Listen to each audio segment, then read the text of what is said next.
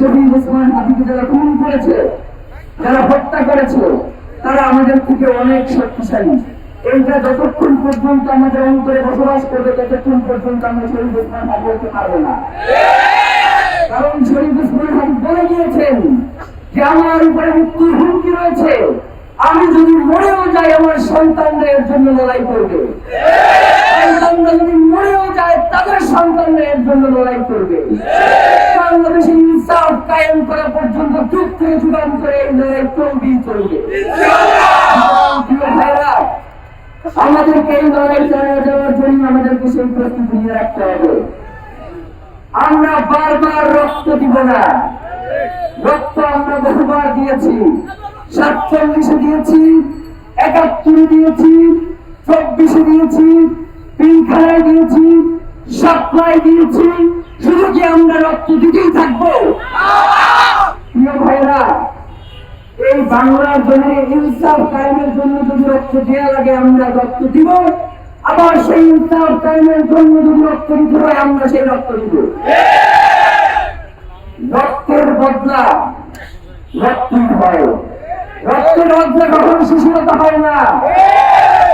রক্তের বদলা আজকে শহীদ ওসমান হাদিকে যারা হত্যাযজ্ঞ করে ফেলেছে, যারা শহীদ ওসমান হাদিকে কিভাবে হত্যা করা যায় সেই পরিকল্পনা দেশে বসে করেছে, তাদের সাথে আর কোন শিশুরতা মানাবো না আমরা।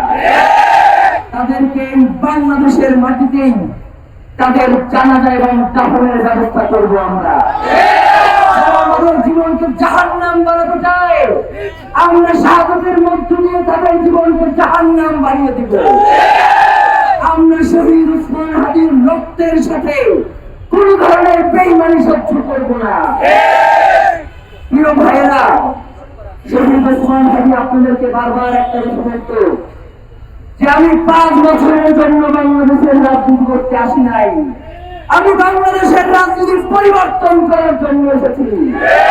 যারা বাংলাদেশের রাজনীতিকে ক্ষমতা এবং দখলদারিত্বের মাধ্যমে রাজনীতি করতে চায়, আমি তাদের জন্য বাংলাদেশের রাজনীতিকে কঠিন করে দেওয়ার জন্য এসেছি।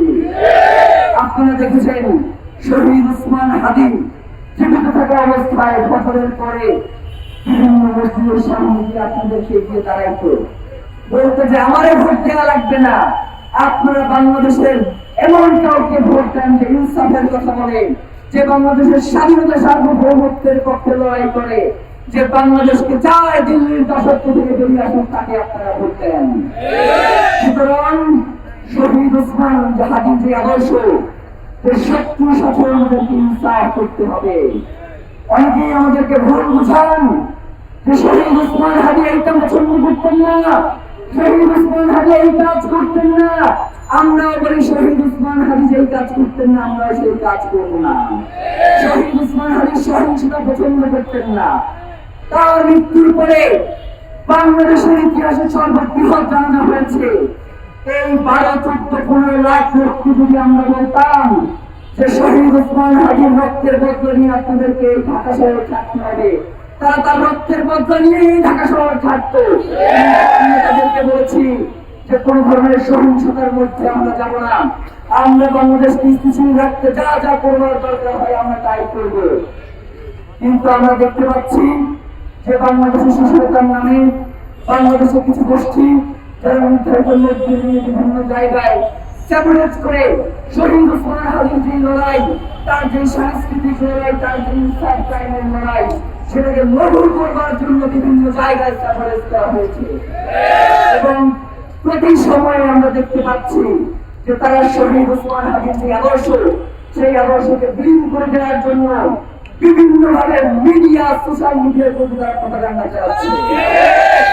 আমরা আপনাদেরকে বলে দিতে চাই, শহীদ ওসমান হাদি বাংলাদেশের জন্য এমন এক নক্ষত্র, শহীদ ওসমান হাদি বাংলাদেশের জন্য ফুলের এমন এক প্রাণ। আপনারা যতই চেষ্টা করেন না কেন শহীদ ওসমান হাদিকে আপনারা কোনোভাবেই জনতা থেকে বিচ্ছিন্ন করতে পারবেন না। শহীদ ওসমান হাদি আবাবিল হয়ে আসমান থেকে বাংলার জমিনে নেমে আসবে।